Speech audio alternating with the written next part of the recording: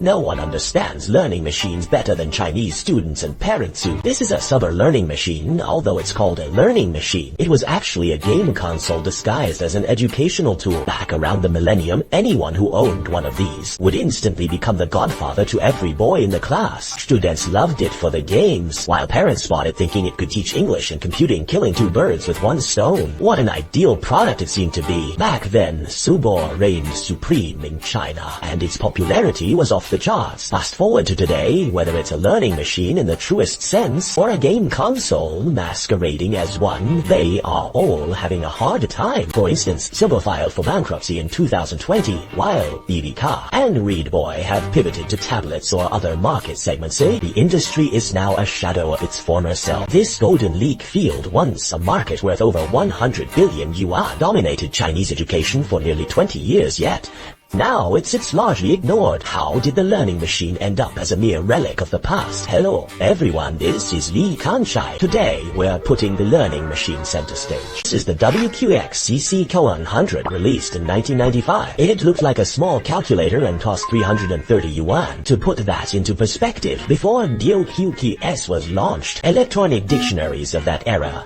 typically cost around 20 yuan. VUQEs relied on its affordable for everyone slogan and its unassuming game programming features to sell 20 million units by 23, even becoming synonymous with electronic dictionaries in China for a time. It's no exaggeration to say that this single device altered the fates of countless people, especially the WQEX-C100, which supported the JV basic language. Many teenagers used it to write their first programs and create their first games. It served as the first programming primer for an entire generation. If WQX merely built games into a learning machine, then Subo essentially built learning into a game console. Yet this didn't stop Subo from being hailed as the king of learning machines. While Subo could play classics like Contra and Mario, as well as games like Chip and Dale Squirrel War, its most crucial feature was the external keyboard. Put it into the console to practice typing and learn English. Take the Subo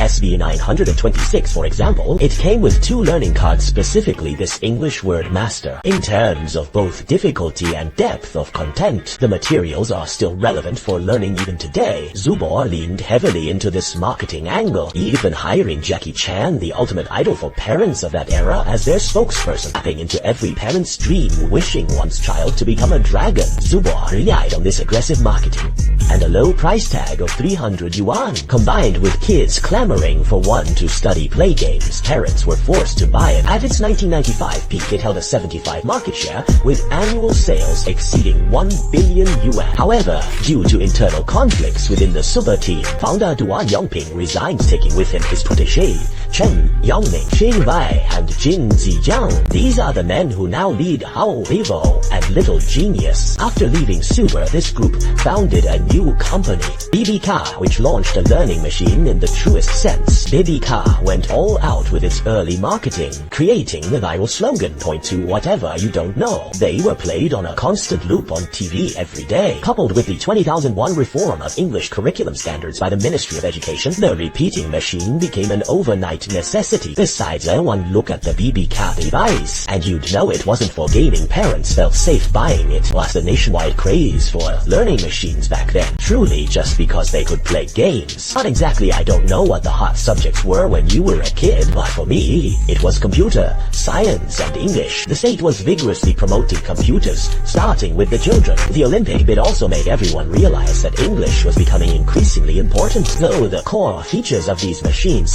English word lookup, memorization, and typing practice, perfectly met this demand. As the economy improved, Chinese parents became more willing to spend big on education. Meanwhile, kids would pester them, saying, "Tiao's mom next door bought him a learning machine, why won't you buy me one? I failed English and computer class just because I didn't have a learning machine." As a result, even the study-only BBK devices sold 2 million units in 1998, their very first year. By 22, sales even surpassed 10 million units. And the unboxing we mentioned earlier was also incredibly popular back then. However, with the arrival of the mobile internet era in the 2010s, the golden age of learning machines came to an end. No matter how stubborn the mall salespeople were, financial reports didn't lie. In 2015, the market plummeted by half. Brands like Jixing and Noah Education, former giants, either vanished or pivoted. The learning machines that nearly every Chinese student once owned were simply tossed into the dustbin of history. But this means the industry is dead for good? Not really, as long as Chinese parents' obsession with education endures. It will continue to resurface in different forms. For instance, with the recent AI boom, major brands have launched AI learning tablets. Players like iFlyTech, Xiaodu and Yudao have all crowded into this new arena. These new products are even pricier, with flagship models retailing for as much as 80 yuan. This time they've changed their playbook: eye protection screens, anti-addiction systems, i.e. essay grading, and even claims of predicting jail-call questions. Parents are getting swept up in the hype once again, especially with tutoring restricted after the double reduction policy. Many feel that bringing an AI tutor home is more reliable than paying for exorbitant online classes, but at its core, this is still a business built on education anxiety. It's just being given a new look. Some parents have already smelled a rat. Before even using it, they're swamped by hundreds of customer reps and consultants. It feels like the tablet is just a Trojan horse for selling more courses. According to the latest 2025 data, the AI learning tablet market has topped 100 billion yuan, but in reality, 60% of the profits still stem from hardware premiums. Simply put, tutoring companies are pivoting to hardware to wrap anxiety in a high-tech veneer and keep profiting from parents. Truth be told, from WQEs to AI learning tablets, all that's changed is the screen size and the flashiness of the features. What remains constant is that Chinese parents can never escape the traps of capital. The 80s and 90s generations who were duped into buying super game consoles have now become parents themselves, only to buy AI tablets for their own kids. Scrolling through short videos, you'll see ads for AI tutors. Parents are always ready to hit the buy button. You see, the learning machine never died. It has just rebranded itself to keep riding the wave of educational anxiety. In the realm of education, a tool will always be just a tool. It's just that the previous generation of users has become the new generation of parents. And what never changes is the eternal hope of parents for their children to achieve greatness.